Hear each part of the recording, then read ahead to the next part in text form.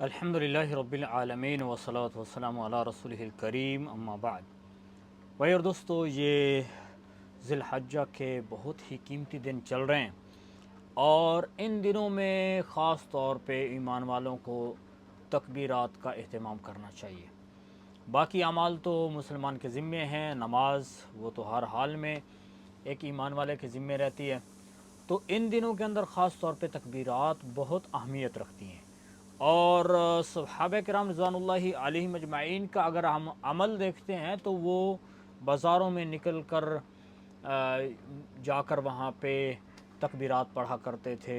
ऐसे ही चलते फिरते हुए उन्होंने मामूल बनाया हुआ होता था इन दिनों के अंदर ख़ास तौर पे तकबीरात का। और वो तकबीरात क्या हैं? अल्लाहु अकबर, ला इलाहा इल्लल्लाहु वल्लाहु अकबर वलिल्लाहिल हम्द। तो ये तकबीरात हैं। तकबीरात का मतलब होता है, जैसे हम कहते हैं एक मरतबा अल्लाहु अकबर, ये तकबीर है। तो चूँकि ये जो अल्फाज मैंने एक सेंटेंस, एक जुमला बोला है, इसमें कई मरतबा लफ्ज़ अल्लाहु अकबर इस्तेमाल हुआ है, बार बार आ रहा है। तो मतलब ये है कि तकबीरात यानी एक ही जुमला जो हम बोलते हैं अल्लाहु अकबर ला इलाहा इल्लल्लाहु वल्लाहु अकबर वलिल्लाहिल हम्द। तो इसमें कई मरतबा जो है वो अल्लाहु अकबर का लफ्ज़ इस्तेमाल हो रहा है, इसलिए इनको तकबीरात कहा जाता है। और नॉर्म आम दिनों में जैसे ये 10 दिन है, इनमें तकबीरात कहना जो है वो मुस्तहब है। लेकिन 9 ज़िलहज्जा की सुबह से लेकर 13 ज़िलहज्जा की असर तक, अब ये जो तकबीरात के दिन हैं, इन दिनों के अंदर तकबीरात कहना वाजिब है, ज़रूरी है, मर्द हो या औरत। अब औरतें जो हैं वो घर पे नमाज़ पढ़ेंगी तो हर फ़र्ज़ नमाज के बाद वो एक मरतबा इस तकबीरात वाले जुमले को बोले, एक मरतबा बोले तो काफ़ी है। अगर वो 2 मरतबा 3 मरतबा बोलना चाहते हैं तो बोल सकते हैं। और ऐसे ही जो मर्द हज़रात हैं जमात के साथ नमाज़ पढ़ रहे हैं तो वहाँ पर भी उनको तकबीरात पढ़ना चाहिए। अब इमाम साहब है, पहले तो इमाम साहब जो है वो सलाम फेरते ही तकबीर पढ़ना शुरू कर देगा, और बस औक़ात ऐसा होता है कि भाई इमाम साहब के ज़हन में ना रहा तो पीछे जितने मुक्तदी बैठे हैं उनमें से कोई भी तकबीरात को शुरू कर सकता है।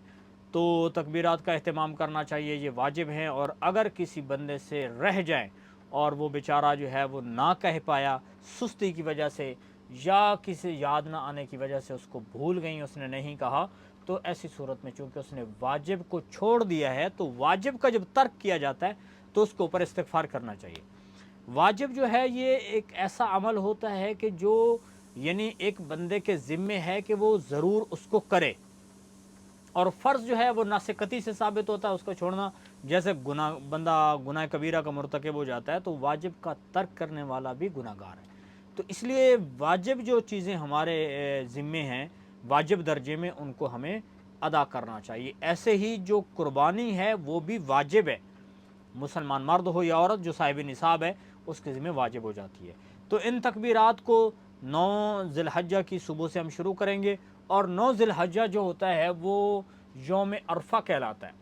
और चूँकि हुज्जाज कराम के लिए भी वो एक अहम तरीन दिन है और बहुत अहम रुकन है वो मैदान अरफ़ात में ठहरने का, और वहाँ पर जो है वो खुतबा दिया जाता है। तो मैदान अरफ़ात में चूँकि हुज्जाज कराम ने उस दिन में इकट्ठे होकर ठहरना है, अगर कोई भी हाजी उस मैदान के अंदर थोड़ी देर के लिए भी ना रुका तो उसकी हज नहीं होती, इतना यानी अहम अमल है। तो इसलिए मैदान यौम अरफ़ा में एक तो रोज़ा भी रखना चाहिए, और रोज़े का हुक्म वाजिब के दर्जे में नहीं है, वो मुस्तहब अमल है। अगर कोई रख लेगा तो इंशाअल्लाह उसको अजर मिलेगा। और उसकी बड़ी फजीलत बताई गई है कि एक रोज़ा जो है वो 1 साल कबल 1 साल बाद के गुनाहों की माफ़ी का ज़रिया है। और तकबीरात का बहरहाल एहतमाम करना चाहिए।